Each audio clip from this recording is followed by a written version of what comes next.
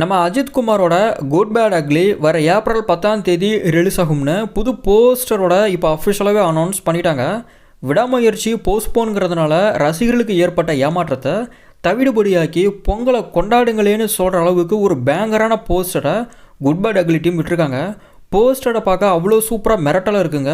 என்னோட ஒப்பீனியன் 2024 சம்மரில் அரண்மனை 4 கருடன்னு இந்த ரெண்டு படங்களும் எதிர்பாராத அளவுக்கு சூப்பரான பர்ஃபார்மன்ஸை பாக்ஸ் ஆஃபீஸில் பண்ணுச்சு.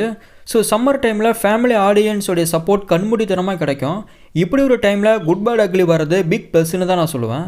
அஜித் கெரியர்லேயே வாலி, திருப்பதி, ராசின்னு 3 படங்கள் தான் ஏப்ரலில் வந்திருக்கு. ஸோ ரீசெண்ட் டைமில் சம்மர்லலாம் அஜித் படங்கள் வந்ததில்லை. வியாழக்கிழமை அதாவது மகாவீர் ஜெயந்தி ஹாலிடேயில் குட் பேட் அக்லி படம் ரிலீஸ் ஆகுது.